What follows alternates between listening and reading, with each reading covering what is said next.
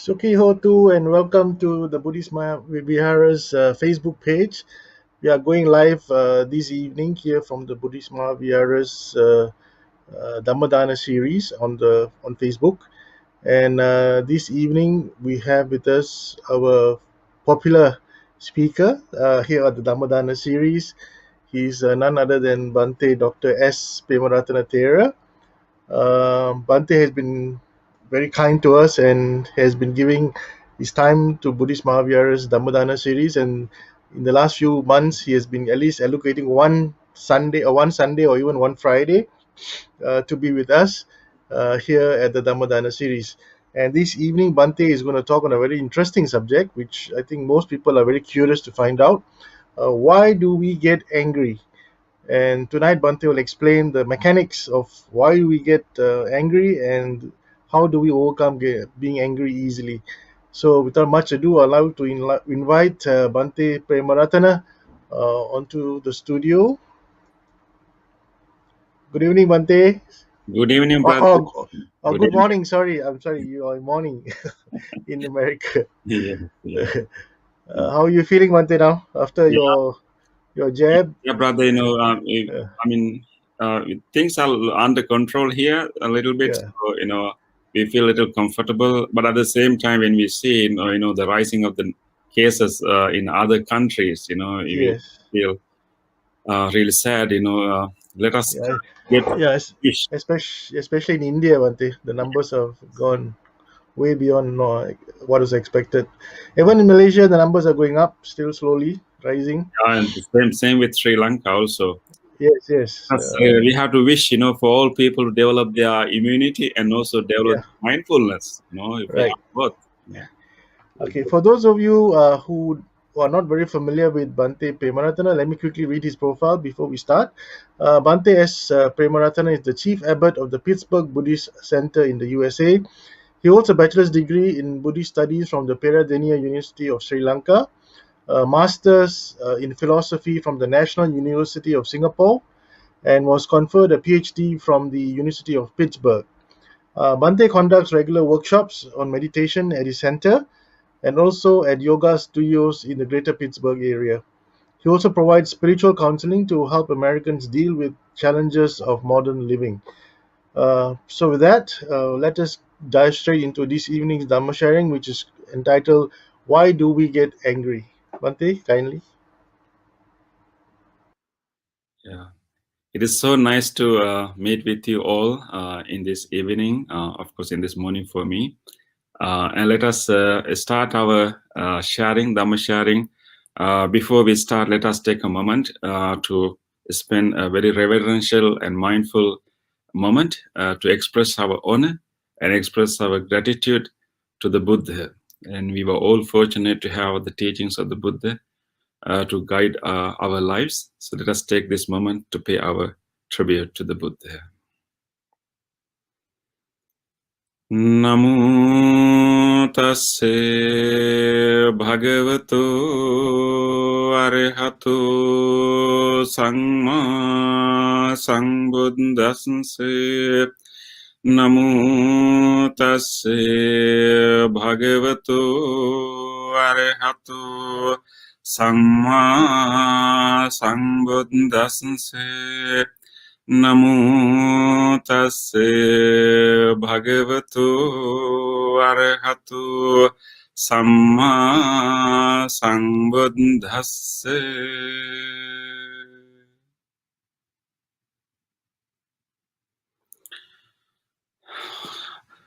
Okay, dear friends in the Dhamma, and let us spend some time in exploring a very important matter that we all have to deal with in our lives.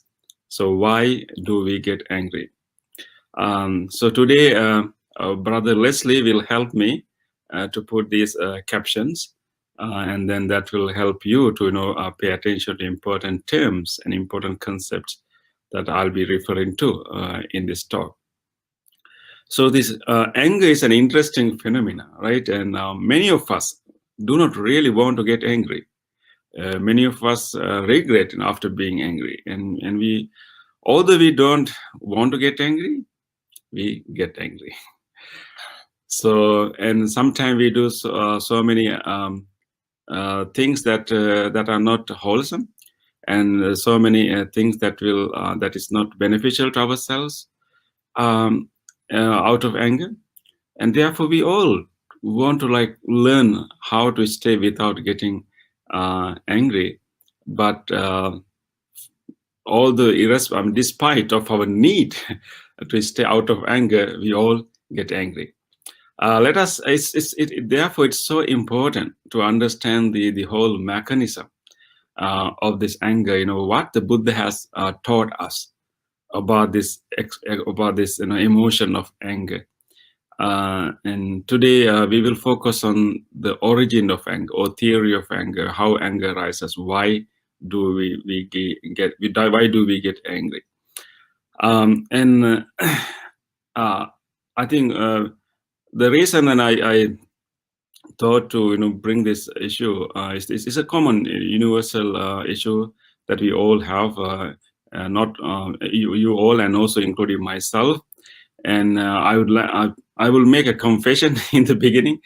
And these days, I'm also experiencing a kind of displeasure, kind of irritation, and of course, many things are happening around the world, but mainly uh, in my own case. These days, Pittsburgh Buddhist Center is planning to move to a new place, and so we found a nice, bigger place that we can give our service to a larger community. And so we are in the process of renovating that building that we are planning to move in. So and so therefore we hired a contractor, and there are workers who are doing those renovations. Of course, I have a committee to look into those matters, but I also have to oversee them. But what we find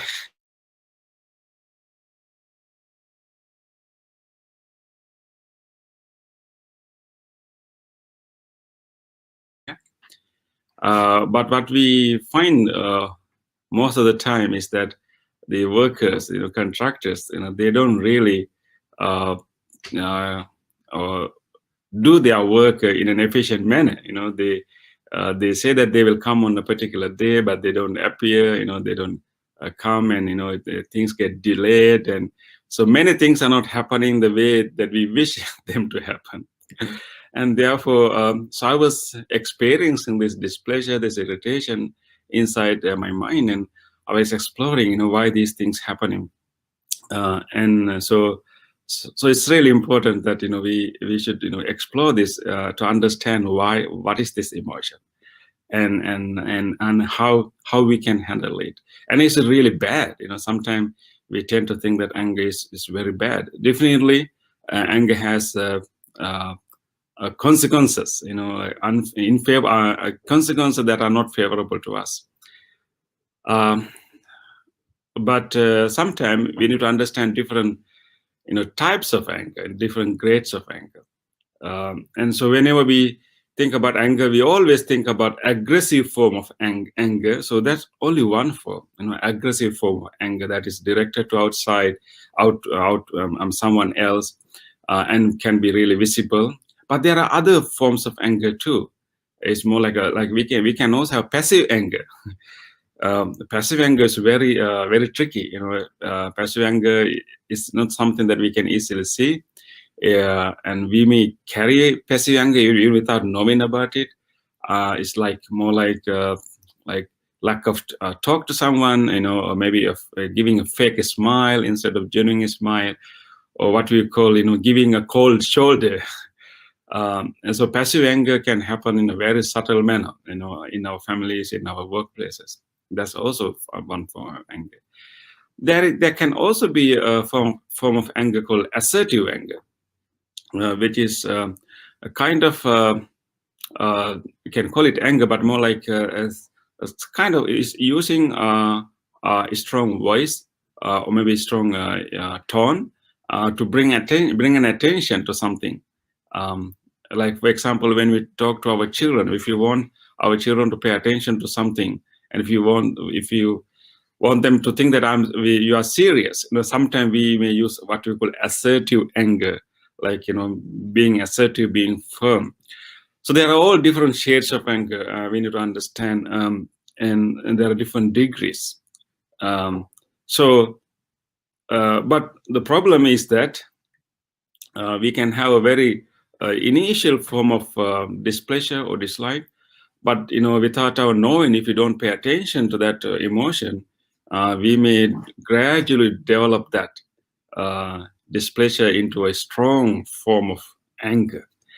So I think if you know the different grades of anger and different ingredients and different mechanism of this whole emotion, how that emotion will grow from a very initial displeasure to a very strong form of anger, if you know that mechanism, and we have better tools, we have better understanding how to deal with them. Let me share a story with you first to make things clear. This is a story about a sage. Sage.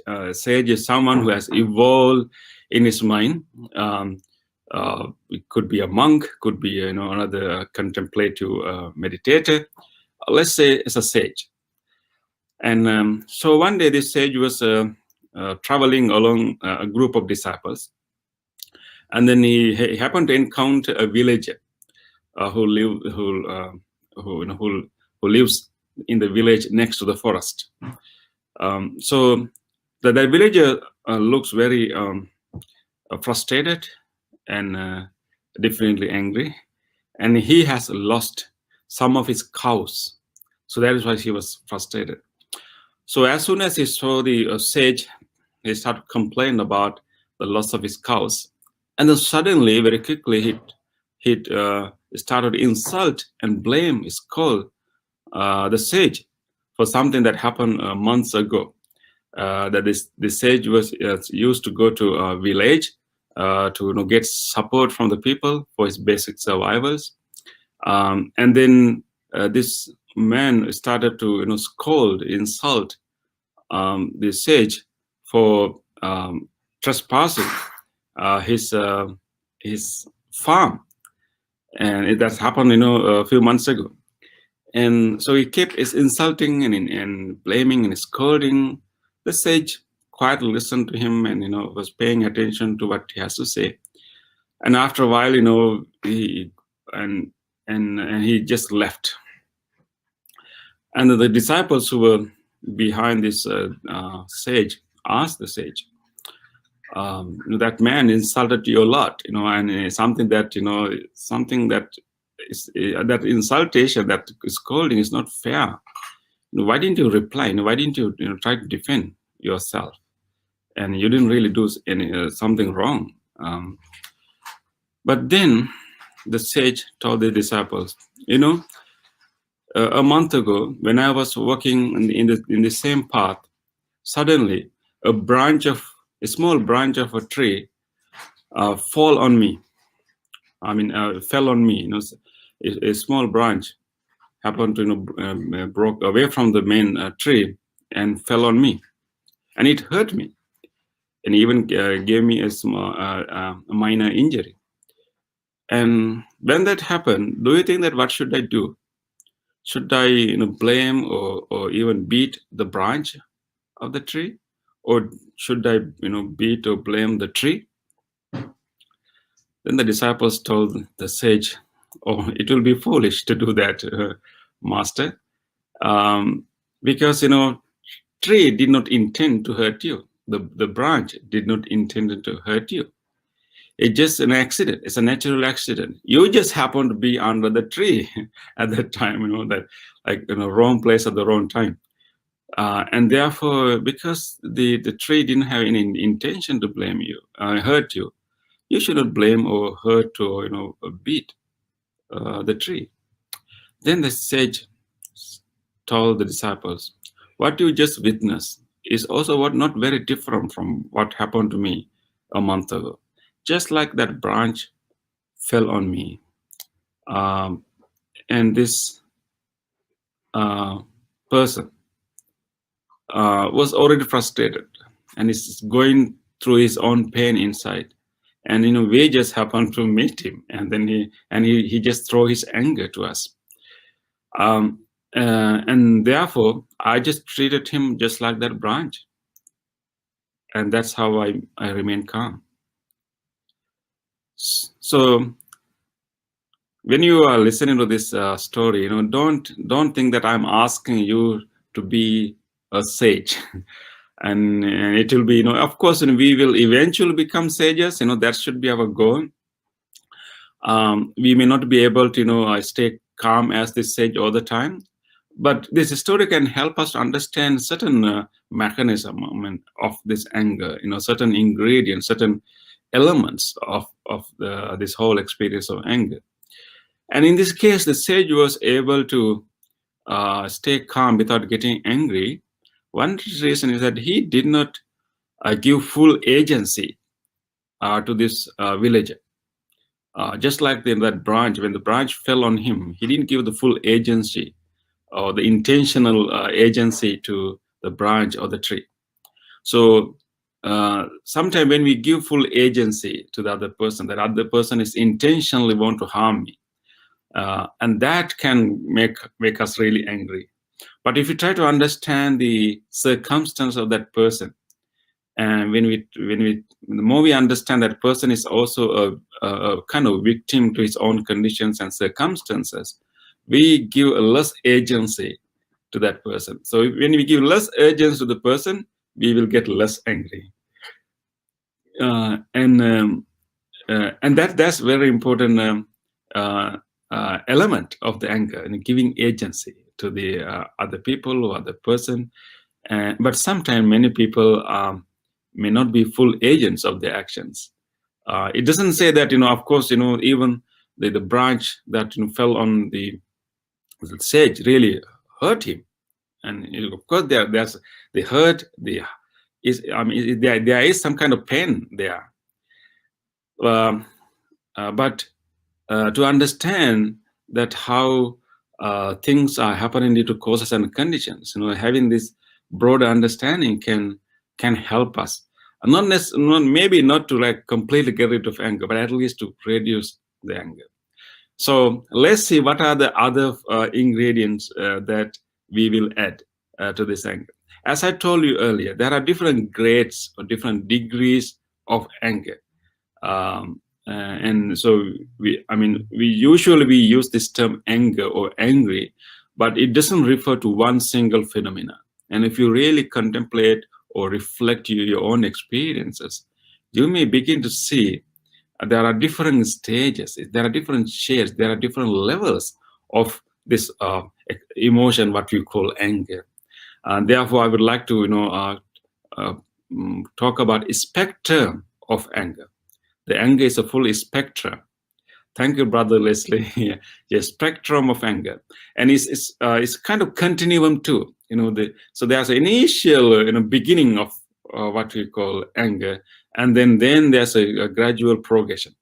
We start with kind of unpleasantness, and what we call disagreeableness. We may have certain unpleasant experience, certain disagreeable, certain experience that is not really nice. So that will be the first, like a beginning point of everything. So once we have this unpleasant experience, and if you're not mindful, and we will gradually develop a dislike towards that unpleasantness. And then we may, if you're not paying attention to that, if you don't see that dislike with the mindfulness, and then that dislike can move into irritation, a little stronger kind of dislike, irritation that doesn't want to be there and doesn't want to have that condition, doesn't want it to be there. And then this irritation can go into resistance. Of course, irritation is more like an internal, and resistance is like wanting to do something about it, resistance and rejecting.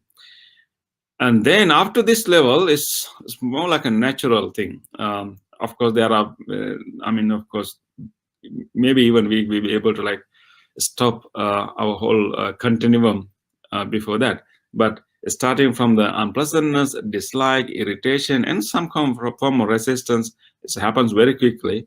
And then, if you're not paying attention to that, sense of like that feeling of resistance, then we will move into what you call anger. Then we have emotion. We have like burst of emotion. That's certain energy inside our body and mind, and we are working under certain energy. We have suddenly become energetic. We want to say something, do something. And if we keep doing it, keep saying and saying things and doing things without any awareness of what we are doing, and if you get certain reactions from the other parties, and then that anger can even develop into what you call rage, more strong form of anger. It can be really dangerous. And then what will happen? Then the more we express those rages, more we indulge in this rages, more we maintain this state of the mind, and gradually it can develop what you call ill will. Ill will is more like an enduring a state of anger, and it can stay as like an underlying state of the mind, and ill will. And so those are the spectrum. So it started with a very simple thing, which is a very what we call unpleasant, some kind of unpleasant or disagreeable experience. Thank you, Brother Leslie. And that is where everything starts. And for this actually, we have a very interesting teachings of the Buddha, and we find in this teaching in the Anguttara Nikaya, in the sutta called Titya Sutta, there Buddha described interesting mechanism, how the anger can arise. And Buddha used two important terms. One is he called it patigha nimitta. Patigha nimitta. And then the other factor he called it ayoniso manasikara. These are very technical, important terms in Buddhist psychology. So patigha nimitta can be more like a sign of dislike. The initial sign of something that we don't agree with. And then if we add, if we add the whole process of unwise thinking, and that's the part that we are doing. We will encounter some kind of unpleasant or disagreeable thing, and then we kind of focus our mind on that, and we make that unpleasant thing as the major object of our experience, and we call it patigha nimitta. So once we select that unpleasant experience, disagreeable experience, and then once we focus our mind on that, and that becomes a sign of dislike, an object of dislike, object of resistance, and so that's the focus. And then on to that, the focus or the object or the sign or dislike, then we add all forms of unwise thinking that can grow this initial disagreeableness, initial unpleasantness into form of anger. So it is this unwise thinking that make this initial unpleasant experience into a form of anger. So what is this unwise thinking? And there are many explanations about unwise thinking. Of course, opposite of unwise thinking can be called wise thinking. We call yoniso manasikara. It has been translated in many ways, systematic thinking, in many ways. But mainly adding when we have this kind of sign of dislike or object of dislike, and then we can interpret it in many ways. We can interpret it as intentional act of someone. We can interpret it as a threat. We can interpret it as an offense. And then our unwise thinking also can bring us to the memories of the past. Or this person has done this before, and and this thing has happened to me before. And you select all kind of unpleasant memories and bring them all. And there's a whole mechanism happening here. Thinking in different ways, and all these thinkings are like promoting that unpleasant, enhancing that unpleasant experiencing. So that's where actually we need to pay our attention to. What is this unwise thinking we are doing? How we select certain memories and bring them here, and how we interpret it. How we um, try to connect other things happening in the world. And so that whole process of unwise thinking is something that we need to pay attention to. That if we can do something about it, if we can understand the real role played by this unwise thinking that happen after we experience an unpleasant object, and we will see how we kind of contribute to our own anger. Of course, we are not fully. We are not some. There are certain unpleasant things happening around us, and there are certainly challenging things happening around us, and disagreeable things happening around us. There are certain pain is there, but what level of anger that we will experience will decide by the kinds of unwise thinking or the amount of unwise thinking that we are bringing in. So let's try to pay attention to that. So we can see this mechanism now. So first is unpleasant or disagreeable experience, and then habitual interpretation,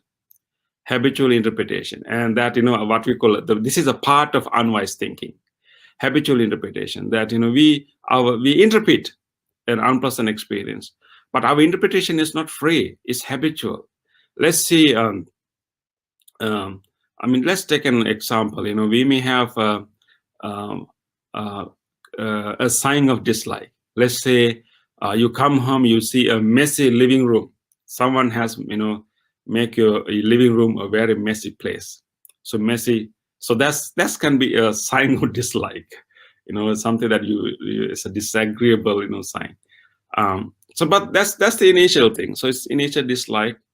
But then we may quickly move to unwise thinking, and then we may think that, oh, okay, this should have been done by this person. Okay. And then we can have this, our interpretation of that whole unpleasantness is habitual. And we always try to, there are certain habits, certain habitual patterns that we have, developed in ourselves. And based on that interpretation, we can interpret, oh, okay, this should have been done by this person, and we can add more unwise thinking into it, like this is he's always like that, and he may have done this intentionally to make me mad. And the more you add those unwise thinking, and then you experience anger, what we call activation of our a pattern of emotions. And even that activation of emotion, activation of anger is also habitual. All our anger is kind of habit, actually. So our initial experience of dislike, of sign of dislike, is something that is natural, and then how we interpret it is a habitual activity, and how we react, how the habitual emotional reaction, anger, what form of anger we will have is also a pattern. We can have aggressive form of anger, we can have passive form of anger too. Sometimes we will shout, we will and try to do something about it, or sometimes we will swallow it, and we will maintain that as a passive anger, and we will not express it very vividly, but we will do things in a very cold manner in other interactions. And sometimes that pattern can be like inward directed. So there are many of us also have certain pattern, that emotional pattern, that when we encounter a sign of dislike, we interpret it in a way that we put the blame on ourselves. Rather than blaming others, we put the blame on ourselves. Both are not healthy. And so instead of getting angry of others, we may get angry of ourselves. Why? So anger is directed to oneself. And what one thing we need to understand, that these are all habits. So therefore, we need to pay attention to that. So, Bhante, sorry, just to interrupt. Just a quick one.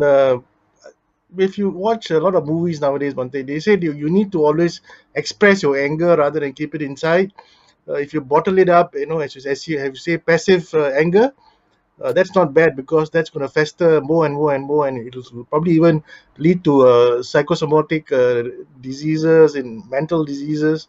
So it's better to let your emotions out and scream or bang something or break something, as opposed to keeping quiet and trying to resolve your problems. but brother, yeah, thank you for sharing that, brother.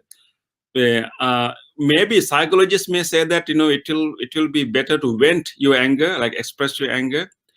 But if you look into the teachings of the Buddha, Buddha would say that that is also not the best way to deal with anger.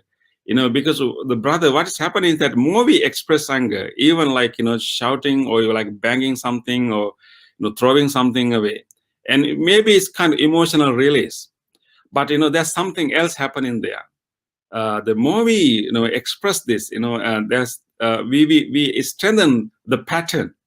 We strengthen that pattern of reaction, and the next time, and it is easy for us to express the same emotional pattern.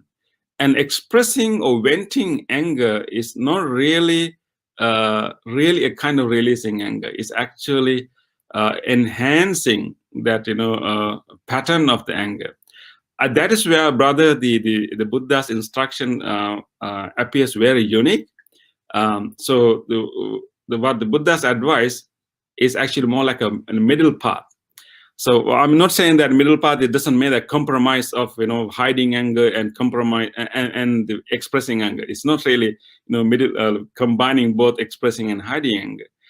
But the Buddha's advice is that actually uh, rather than going to express it physically or like suppressing it internally, what we had to do is that we had to let that anger arise in our mind in its full force. We would let that whole emotions to arise in our mind, and we start to observe it, and we start to observe it. And we shouldn't feel guilty of being angry. So whenever we feel guilty of being angry, that's where we try to suppress it.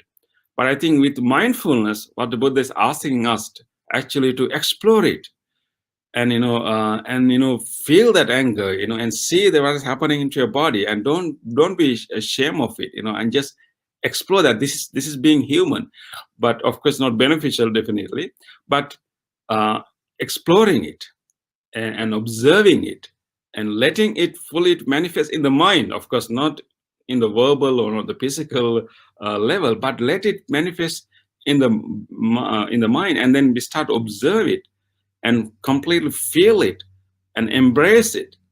And then once you do it, and because your mind is now exploring the emotion, your mind is now watching the emotion, how it is happening, what is happening to body, what is happening to mind, what are the thoughts that I am bringing in, what are the memories that is coming and connecting to this whole experience. The more we, and then our mind is now watching and exploring, and therefore it does not, it cannot enhance that anger. So I think the Buddhist, what you find in the Buddhist sutras is this kind of this middle way of approaching the anger.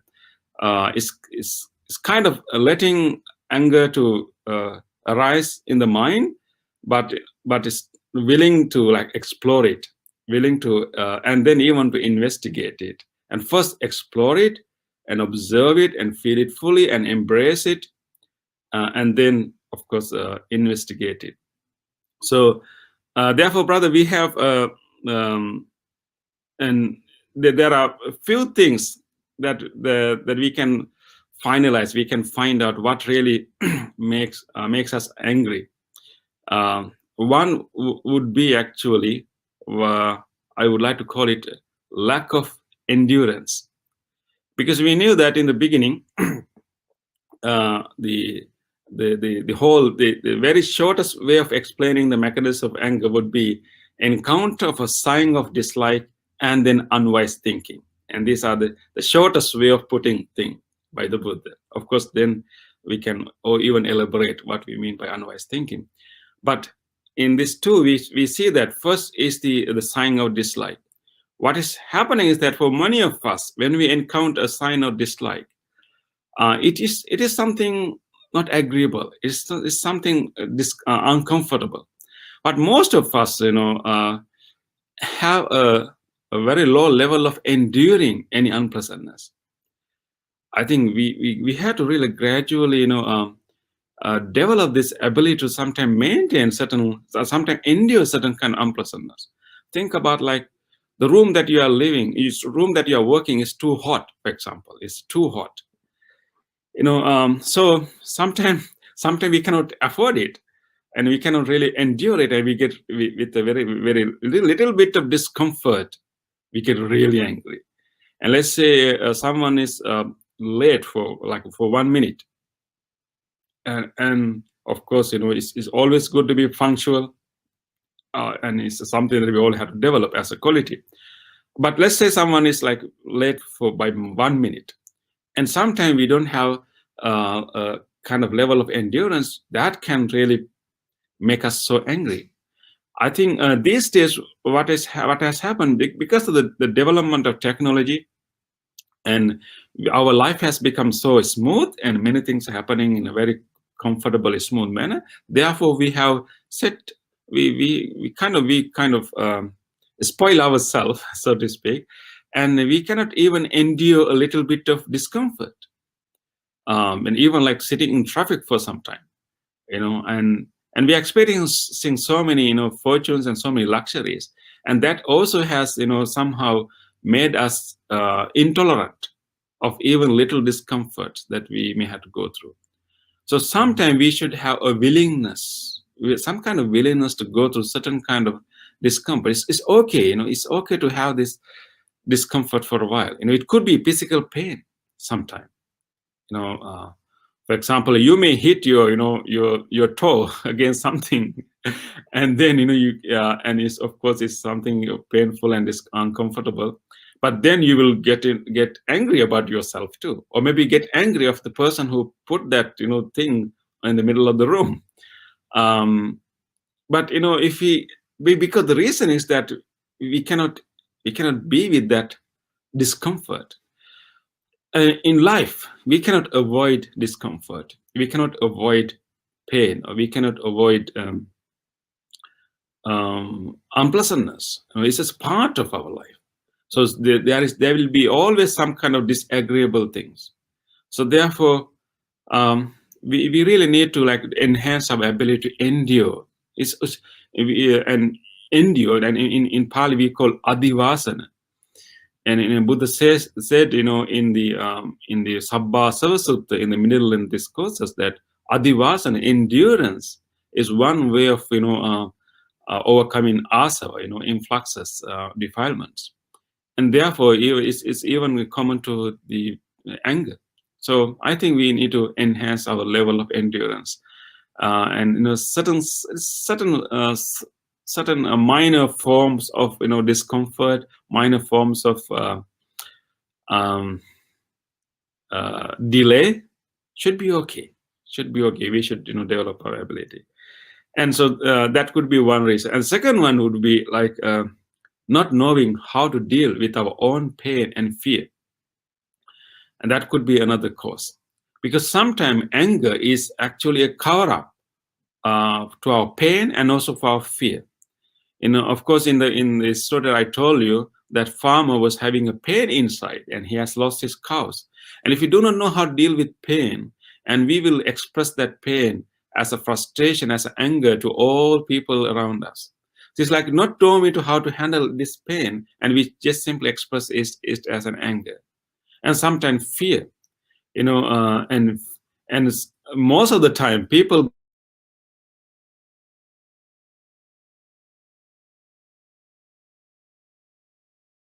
is the fear.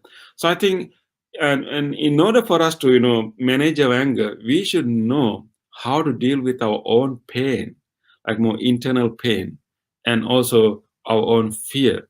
It is something. I mean, of course, there are it's like if something happened to you, if there's some loss happened to you, and it's and there are ways that we can deal with them. Of course, there's some. It can going to be a different topic, but mainly like forgiving oneself and then exploring those emotions, and then forgiving others, and dealing with and letting that emotion to be there, and without rejecting it. Sometimes we don't we want to resist our pain. We don't like to be in a bit of pain, but sometimes we need to embrace it. We need to like explore it, and and then we also need to recognize our own fears. So whenever we get angry, sometimes we need to think about, am I throwing my pain to others, or am I overreacting to a fear, a sense of insecurity that there's within me? So not knowing how to handle them can also be a cause of anger. So when we experience anger of other people, we need to deeply think, maybe due to the that person is suffering, that person has a pain inside, or that person has felt insecure, he has some kind of fear, and that is why this person is acting like this. So it's mainly understanding this dependently arising nature of the anger. So that could be another reason. And of course the third one would be interpreting uh, all the disagreeable actions of others as intentional actions, like those people have intention to hurt us. Let's say, let's think that and this interpretation is a part of what we call unwise thinking. Let's say one day you encounter that someone hasn't cleaned their plates, maybe at home, someone hasn't cleaned their plates, cleaned their utensils. They have simply placed them in the sink. And that is whenever you encounter that dirty, unclean utensils and plates in the sink, and that is a sign of dislike, definitely. And then you focus on that. You kind of really focus your mind on that whole thing, that you don't see any other thing in the kitchen, and then it becomes a particular nimit, a sign of dislike. And then you may think that, oh, this person has done this intentionally. We may interpret that, this person really, is not caring. This person want me to clean this. He has done this intentionally. We may interpret it in that way, but we didn't know. We never know. Maybe sometime he was just about to watch that, and maybe he got a phone call, or we don't know. But we may interpret it as an intentional action. Sometimes those disagreeable, actions, deeds, unpleasant deeds can be intentional, yes, but most of the time they may not be fully intentional. Those things may not be done intentional to harm us. Let's say we also saw someone has parked his or her car in a way that it blocks our car. So we want to come out, and that car has blocked our car. Okay, that's definitely a sign of dislike. And then we think that, oh, this person has done this intentionally. He really want me to be there. He don't really want to block me. And we may interpret it in that way. And definitely, that person, it maybe some person may have done it intentionally, but we have to explore it. We need to find it out, without quickly interpreting it. Most of the time, people are not really intentionally want to hurt us or harm us, but their actions may hurt or harm us.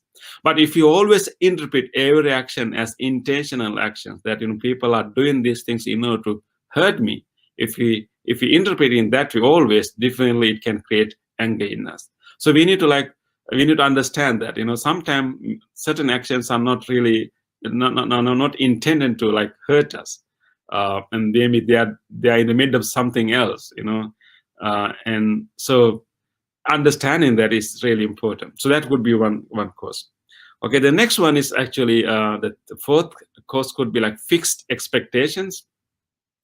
And many of the anger comes to our mind when we have expectations from other people, and this anger comes not due to certain deeds, but actually due to negligence of certain deeds, certain duties. And this is something that I was experiencing last few days also. I have fixed expectations from the workers, from the contractor, that I expected them to to work efficiently, to work fast. but I realized that my expectation is unrealistic, and sometimes, those people are, doing so many other projects too. There's weather, there's also other factors involved, including the weather. And so when we have fixed expectation from, other people, that can also create anger too. So it's okay to have, certain level, certain expectations, and that is how we can, operate in the society. But I think we shouldn't make those expectations fixed. We had to make it loose.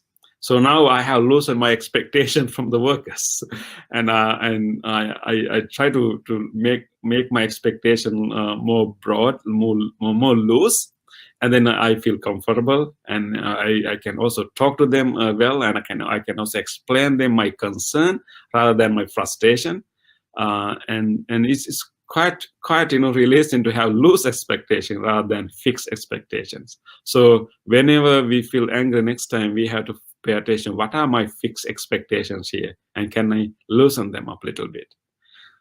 The last cause that I would like to share with you is that taking things personally.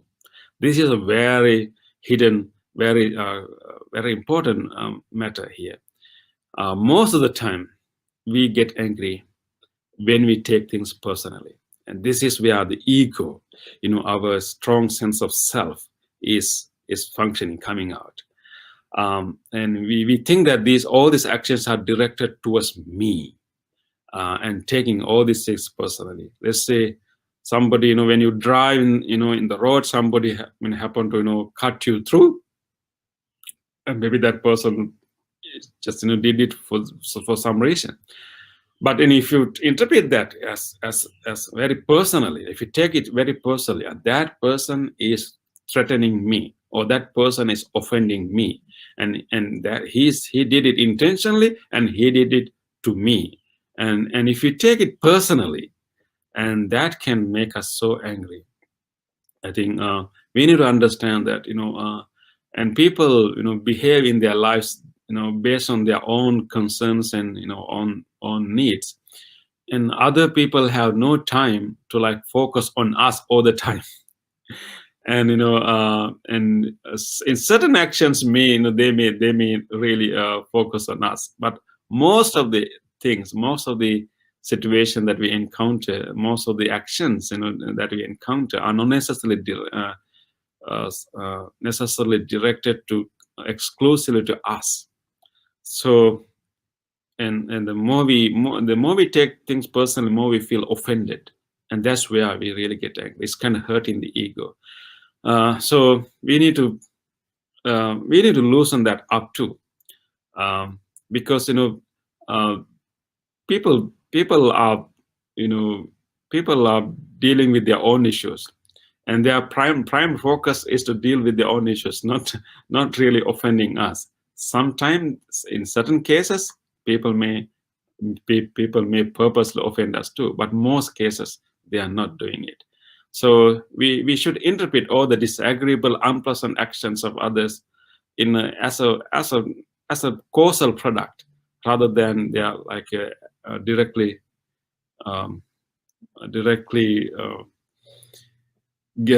as a directly intentional act to harm me. So we try to catch that ego coming up too. So these are the causes that causes of anger that we can find. But in today, we are not going to talk much about how to deal with anger, but mainly to understand how anger can arise in our mind. I think now we have come to a certain realization that anger is a kind of causal product. But anger is also not one single phenomena. It starts with the very initial dislike, and then slowly grow into a strong form of anger or rage or ill will. And what really contribute for this growth is our unwise thinking, and the forms of unwise thinkings are the one that I explained, like interpreting them as intentional actions, and having fixed expectations, and taking this personally. But at the same time, one other important reason is that the lack of endurance. That sometimes we cannot take even a very simple form of displeasure, simple form of discomfort, and that can be also causes of anger. So when we take these things to account, maybe don't try to control anger in the beginning, but at least try to understand this whole phenomenon. And Buddha used the term pati vinaya. The anger has to be pati vinaya, which doesn't mean that we should suppress it, doesn't mean that we should express it. But what he mean by pati vinaya is more like gradually discipline it, gradually train it, and that's the goal of our Buddhist practice. So I will invite you next time when you get angry, when you feel kind of any kind of resistance or anger, whatever uncomfortable feeling, that energy that happening in your mind, we need to develop our mindfulness to observe it and just explore that anger. Don't try to quickly hide it away. Don't try to quickly run away from it. Don't try to distract yourself and try to do something. And just take that moment as a moment of learning and try to explore it. And then I will invite you to ask these questions, ask this set of questions that can help you to understand the real mechanism of anger, and then eventually help you to overcome it. And one thing is that you can ask, is this matter, is this matter serious enough to get angry? So what I'm really is telling you that we need to treat our anger with some kind of tenderness. And which anger is something that we need to attend with some kind of care and tenderness. And it's not something, it's very normal, it's not very human. It's not something that we should be ashamed of. Of course, if you grow into a higher level, if you keep getting angry all the time, and of course it's something that we really need to work on that. But everyone has to deal with this emotion, and the teachings of the Buddha has given so many techniques to deal with that. But initially, we shouldn't be ashamed of it. We should embrace it, and of course we should manage it. But we should be able to open to it and explore it, and then and treat anger with some kind of tenderness. So ask these questions: is this matter serious enough to get angry? And really ask that. Sometimes it can be really minor thing. Maybe simple as a minor comment made by someone, and maybe like 5 minutes delay, and we had to ask: is this matter serious enough for me to get angry? And most of the time, they may not be serious enough. There can be things that are serious enough, but we need to ask that question and make sure. And then the second question is that is this really a threat?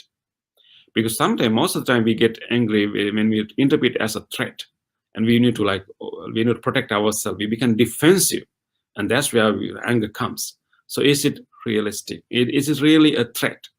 Sometimes it's our interpretation of it. So double check, ask the question. And next one will be, is it really intentional? And that's the real key. Is it really intentional? And if this person has a real intention to hurt me or harm me, or just he was dealing with his own issue that I just happened to be there. Just ask this question: is it really intentional? And then, is it directed to me? Is it directed to me? Is this really, that person is really focusing me, or that's, whatever, is it really directed to me? Sometimes we just happen to be there, just like the sage that told this, the disciples that he just happened to be there. He just happened to be on the tree. He just happened to be on the road when that that frustrated farmer was working. So we had to ask that question, and then we also had to ask, what is there to defend me?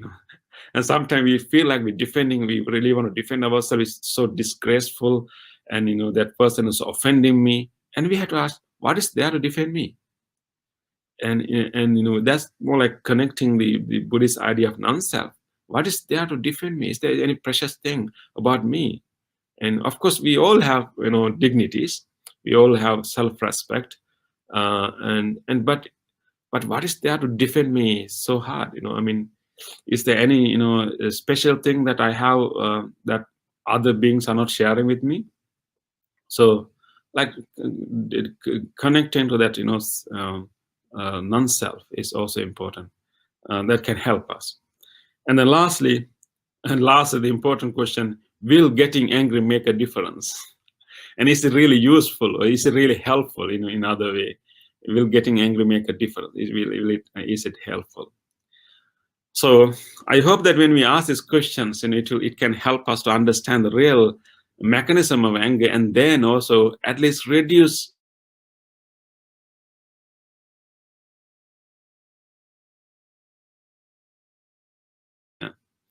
and then maybe experience the displeasure and disagreeableness, and then and maybe even dislike and some kind of irritation, but then not let it to grow into a strong form of anger that can be really harmful to our own health and also harmful to society and others who live with us. Okay, brother. So these are the things that I would like to share with our friends today. Maybe if they have any other questions or any other things they'd like to know, maybe we can open the floor. Okay, we have a question here. Is there any link between jealousy and anger, especially matter related to opposite sex and money and possession? How to overcome them? Okay, brother Leslie, and definitely, anger can be an expression of a certain kind of pain that is happening within us. Sometimes, I think, of course, jealousy can also be a cause of anger. You are correct in that. But I think again, it is again, that the inability to endure, is again, sorry, it's again about that interpretation, how we interpret. Is someone, whatever we see and how we interpret it, how we interpret it personally. I think whenever, maybe, as you mentioned, brother, whenever we feel angry, we need to explore it. What are the ingredients that I'm putting here, and why that sight, why that person, why that encounter is creating anger in me. And if we explore the interpretation part, how I'm interpreting this, and we will see if there's jealousy involved. And definitely jealousy can be a cause, and they all are interconnected. And we know that in the Buddhist literature also we have stories how certain jealousy people have done very harmful things to others. And there are certain stories in the Buddhist literature too. Yes, definitely jealousy can be a part of the anger too. Thank you, brother David. Is there any other question? I don't see any questions being posted, Bante, but I have a personal question that I would like to pose. Uh, looking after older parents, especially aged parents, especially those who are in the 80s and 90s, is actually a huge challenge. And those who are actually looking after their parents or their family members uh, actually go through a lot of pain and anger as well. Because sometimes old people can be very difficult when they are, especially they're bedridden, or they can't walk, and basically just because of age. So all these little problems, natural problems, and tendencies are common. But the caregiver, the person who's looking after, could be a daughter, a son, or a relative, or even a caregiver for that matter, who's paid. Their limits are always tested because of that. How do you what advice do you have for somebody like that, Bante, who is looking after aged parents? Oh yeah, brother Leslie. I think I'm so appreciative of people who are taking care of these elderly, parents and elderly people. And brother, it's really challenging. It's really challenging, and we need such a high level of endurance and such a high level of empathy to deal with them. Yes, brother. When of course, when you are getting old, if you haven't have a good training in our mind, and even little things can irritate us. That's very common, for many people.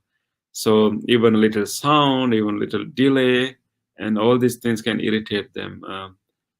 And of course, their own physical inability, right? So the more they become unable to do things, and they get angry about themselves, and they are really frustrated because I mean, we don't like to accept it, So that's why we really need a strong Dharma training to grow old, to accept, certain, changes happening within us. And once we cannot accept, it can create frustration, and even little thing can, make us angry. So I think your question is how the caregiver is dealing with this. Yeah, it's empathy, brother. It's empathy. As I tell, ask, is this intentional? Is it directed to me?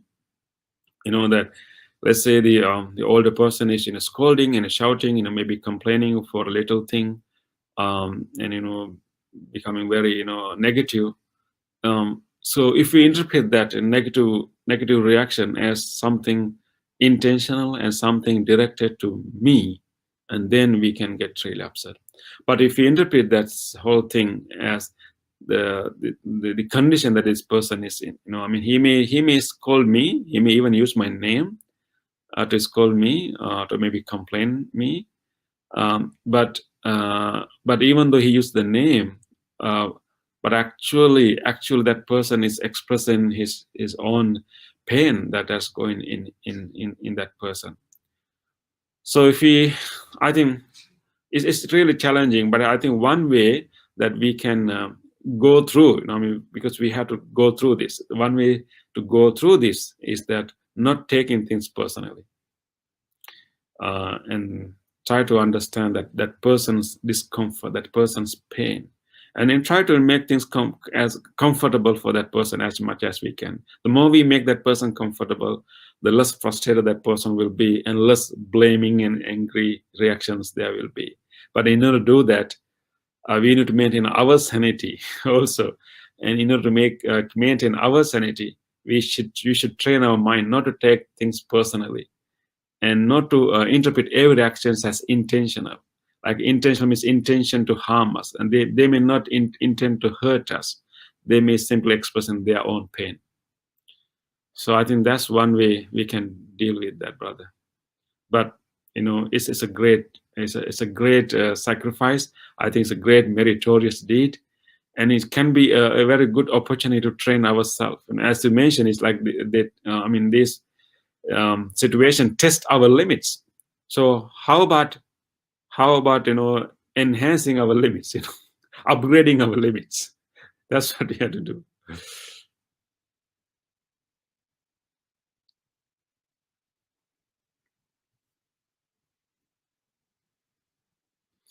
Okay, we have a nice comment. That's a comment by Brother Calvin Bhante. Yeah, be patient with the elderly and remember they will not be around for long.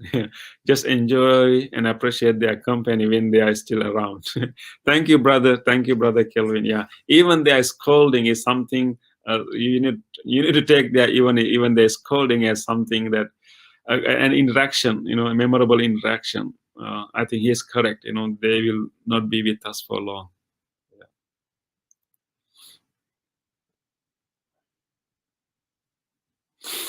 Okay, Rachel, how do we interact with egoistic people without getting angry? Yes, Rachel, definitely they can be they can be very clever in making us angry, and now the question we have to ask from ourselves, Rachel, do we want to fall into their trap? Because of their egoistic nature, they will do things, they will make comments, they will behave in a way that create more anger in us. But do we want to fall into that trap? I think one way, Rachel, we can deal with them is to understand to have like those people, let's say egoistic.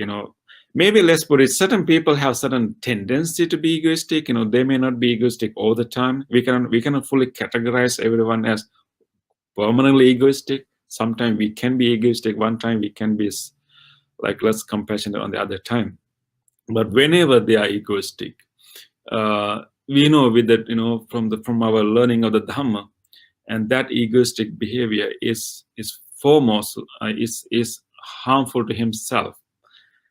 because that egoistic, behavior simply feed his own ego, that can create so much of suffering, so much of pain to himself.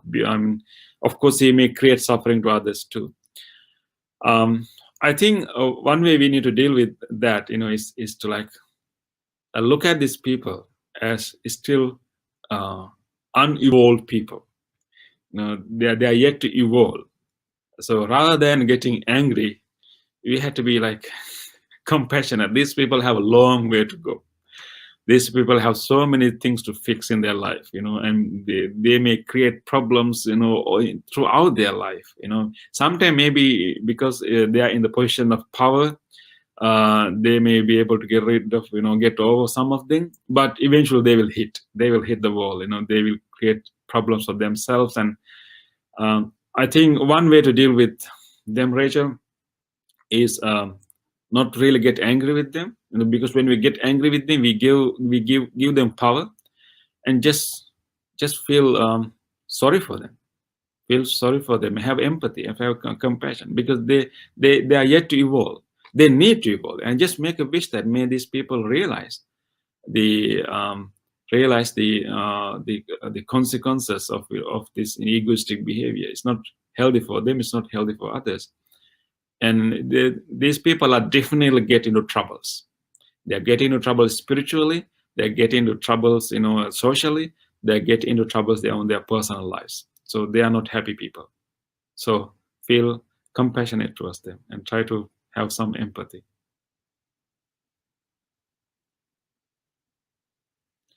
Okay, sister. Oh no, this Ui, maybe brother or sister. When one is really angry, does attending counseling in anger management course help him? One is really angry. Of course, attending counselings can be really useful, but not when one is angry. Of course, maybe we need to have these tools beforehand. If we have an issue of anger, maybe it's better to listen to this kind of Dhamma talks and read some teachings of the Buddha, and also, of course, going into some, counselings is a good thing. But I think we need to, have those skills before we get angry. But if you have a habit of getting angry, maybe it's better we get some help from counselors. But we can also get help from the Buddha's teaching.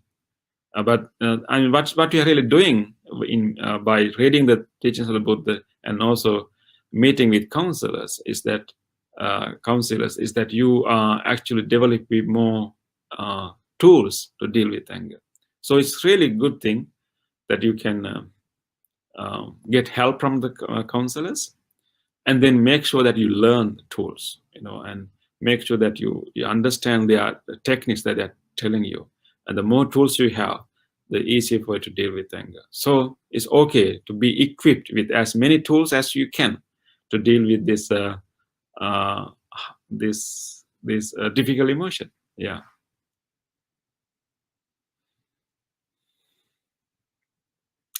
Okay, Sister Angie. Bhante, my anger is much towards myself. How can I stop anger about myself, like towards my failure or incapabilities? Sister Angie, I really appreciate your honesty and your willingness to share with this, and it is common. And Sister Angie, our anger can be directed to outward. It can be directed to inward, and many people have self-hatred too. So the question is that how we can overcome them. I think, Sister Angie, the problem is that we have put a very high form of expectation on ourselves due to social pressure, and because there's a societal expectation of ourselves. Society expect us to perform in a particular way. If you are in a particular age, if you're in a particular gender, if you're in a particular position, and there's a certain set of expectation by the society.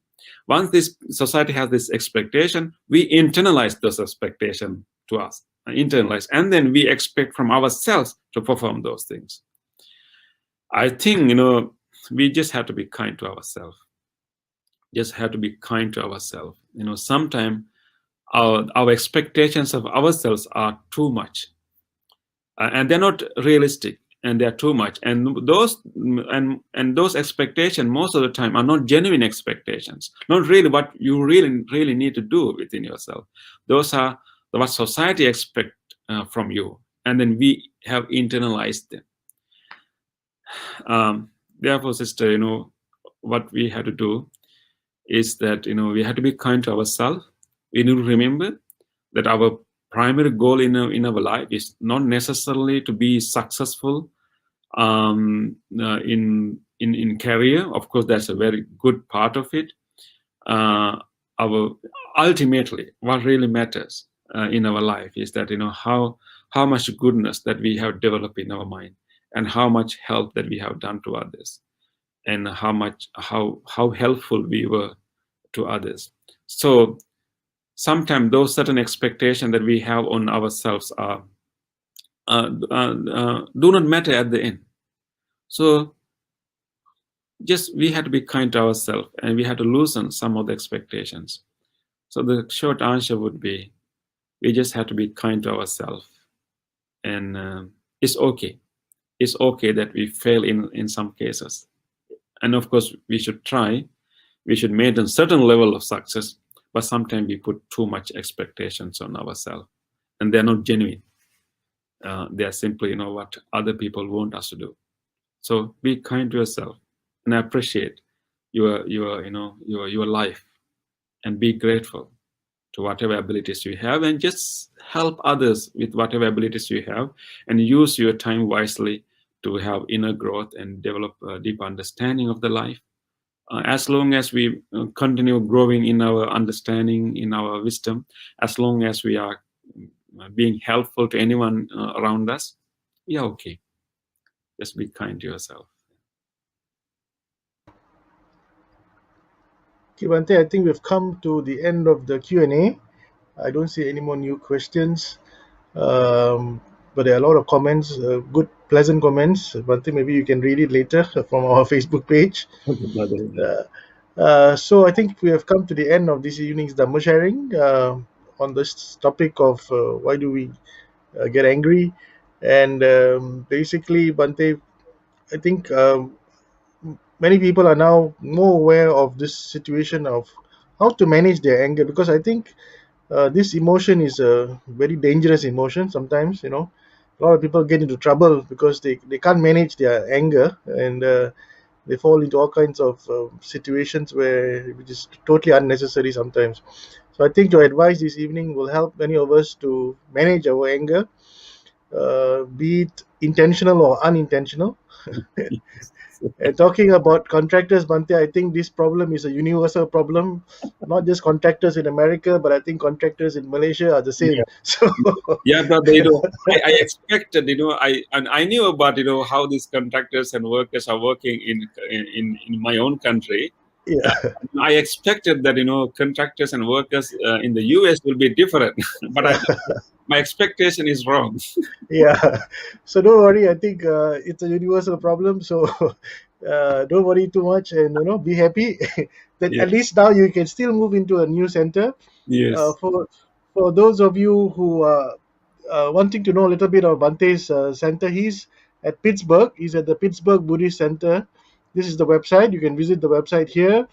And there's also a YouTube channel for the Pittsburgh Buddhist Center. And it's got a nice video of the new place that Bante is moving into and the help that he needs. If you can help to raise some money for him for his renovations and refabrication of some of the buildings there, Yeah. I please do also visit. Yeah, yeah. was also want to make this an opportunity to thank Buddhist Mahavihara, and I think Buddhist Mahavihara and Sasana Abhivruddhi Abiur. Society has donated for the renovation projects of our Buddhist center. I'm really grateful, and Buddhist Mahavihara just voluntarily gave this donation to us, and I really appreciate and really honor your generosity.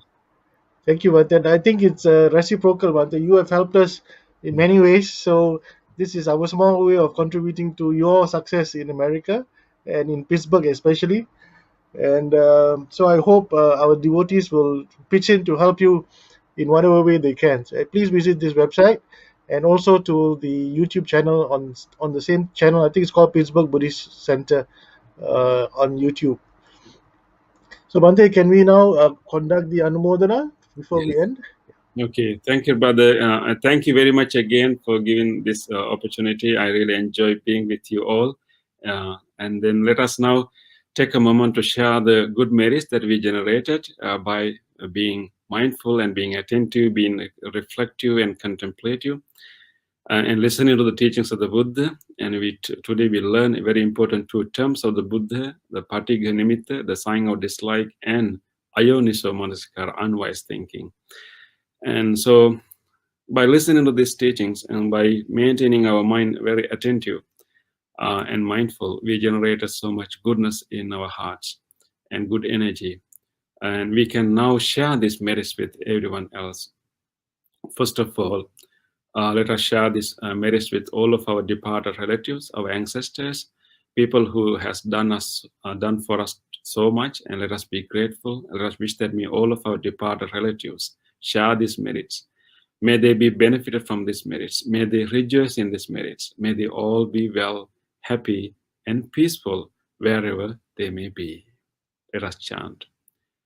Idang mi ñātīnaṃ hotu sukhita hontu ñātayo. Idang mi ñātīnaṃ hotu sukhita hontu ñātayo. Idang mi ñātīnaṃ hotu sukhita hontu ñātayo. Let us also share these merits with all other living beings. If there's any living being in this world who would like to share this merit, may he or she do so. May all living beings share our merits. May all living beings be well, happy, and peaceful. Ettavata che amhehi sambhatam punya sampadam sabbe devanumodantu sabba sampatti siddhya sabbe bhuta anumodantu sabba sampatti siddhya sabbe sattha anumodantu sabba sampatti siddhya.